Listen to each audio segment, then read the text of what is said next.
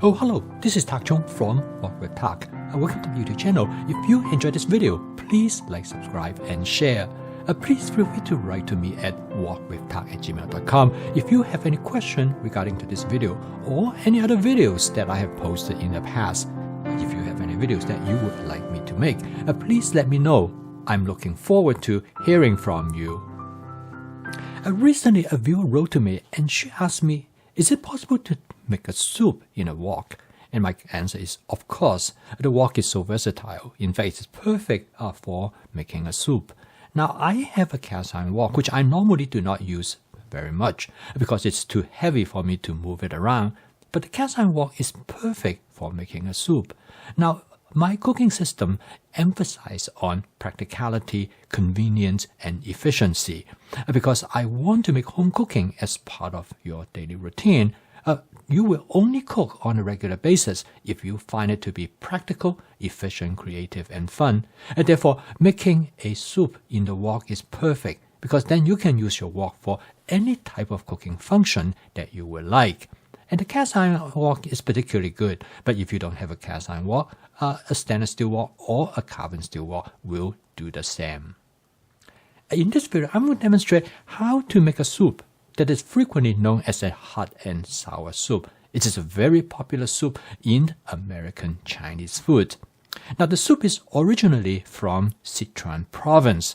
Sichuan is a province in the western part of China and is well known for hot and spicy food. And this is where the hot and sour soup originated. Of course, the Chinese-American version of this is a version that is much milder.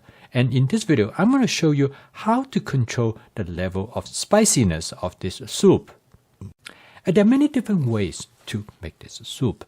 However, the most common way, it will contain meat as the source of protein, and it contains also mushroom and other ingredients as well.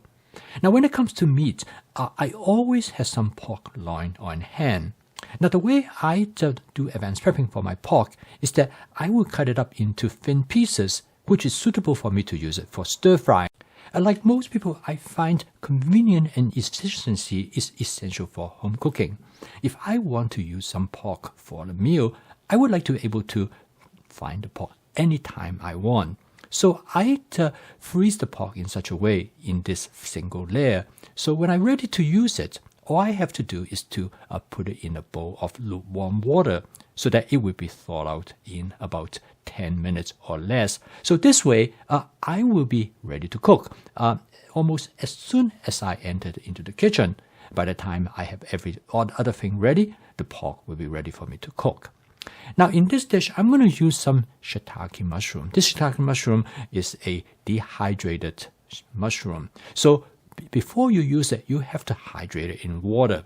Now, I have a little trick to get it hydrated rapidly, is that after you soak it in the water for about 5 to 6 minutes, I will then push in the stem, which is like the button in the middle of the mushroom. And once you push that, it will allow it to absorb water much faster. In this case, you can have the mushroom ready in about half an hour. Now, most of the time, I will prep my shiitake mushroom in advance, and usually they have a really good shelf life. They can store in the refrigerator for up to 2 weeks. So this way, anytime you want to use it, it will be ready for you. Now, the shiitake mushroom provide great flavor for this dish. And in fact, the traditional hot and sour soup always have shiitake mushroom. It is better than using any other type of mushroom. And of course, shiitake mushroom can be used for stir frying with other vegetable dishes as well. After the shiitake mushroom has been softened, I will cut them up into thin strips. You can cut them into a various type of thickness depending on how you like it. Most of the time, I will cut them into relatively thin strips. This will make them cook a little bit faster when you stir fry them. But you don't need to cook them too much. The next part of this soup is some tofu. Now, I'm going to use this tofu, which is known as silken tofu. It is a very soft tofu. And I find that for making this hot and sour soup, this tofu actually do really well. They're much better than the other type, like such as extra firm or firm tofu. So I simply cut the tofu first of all into strips, and then I will cut it the other way so that I will cut it into cubes. Again, you can adjust the size of the tofu based on how you like it. So these are the basic ingredients that I need to make this soup. Of course, you can add other ingredients as well, but this three usually is very traditional in making this hot and sour soup. So I will then take the pork I have and I cut them into strips because I already cut them into thin slices earlier. So cut them into strips is relatively easy. So the first step is I'm going to stir fry the pork. Of course, I stir fry it directly in my cast iron wok. And this way, the first step is basically a stir frying step. And in this step, it will allow you to cook the pork to the doneness that you want. So it will take it much faster for you to cook the soup. The pork is the traditional meat for cooking this hot and sour soup, but you can use other type of meats as well. A chicken will be a good substitute. Next, I add the shiitake mushroom. The ratio between the meat and the shiitake mushroom is obviously adjustable. If you do not like to have too much meat, then you can use less meat and more shiitake mushroom. Or if you want it to be vegetarian, then you can omit the meat completely. It is very much up to you, and you can make the adjustment to suit your personal preference. And this is the nice thing about home cooking, because you can adjust the ingredients exactly to how you like it. It provides the flexibility that will not be possible if you eat out. And this is the reason why I think home cooking is probably the best way to cook the type of dish that you want. Next, I add the water to create the soup. You can use different amount of water depending on the consistency that you want with the soup. Next, I'm going to season the soup first with my wok with tak basic seasoning mix. This seasoning mix will create savoriness for the soup.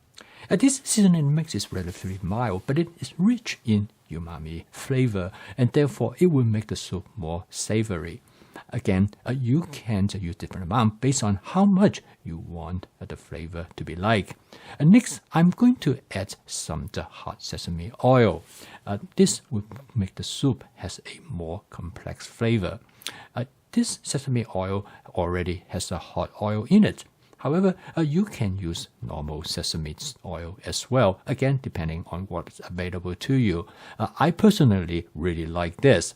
And then to adjust the spiciness of the dish, I'm going to add some red pepper flake. The red pepper flake, again, will adjust the different level of hotness that you would like. If you want it to be more spicy, you can add more. So you should do taste testing along the way to decide how much you like it to be. And this is an important part of flavor chasing, which is a significant aspect of my fast cooking system. With flavor chasing, you're able to continually to modify the flavor of your dish to reach the point that how you like it. And this is the flexibility of home cooking, because ultimately you are capable in making all kinds of adjustments that will not be possible if you eat in a restaurant when somebody already dictates the flavor of the dish. The next step is to add the tofu to the soup. Since I use the silken tofu are very soft and they provide really wonderful texture for the soup. Of course, you can use other type of tofu as well. In the past, I have also used firm or extra firm tofu, but I really prefer the silken tofu. But you might not find it available to your normal grocery store. But however, you will find it in any Chinese Asian grocery store. Personally, I think the silken tofu really add a great deal to this dish. Okay, I put the silken tofu into it very gently because they break easily. Next, I add some doenjang vinegar. It is a rice vinegar that is actually very similar to balsamic vinegar, but without the sweetness.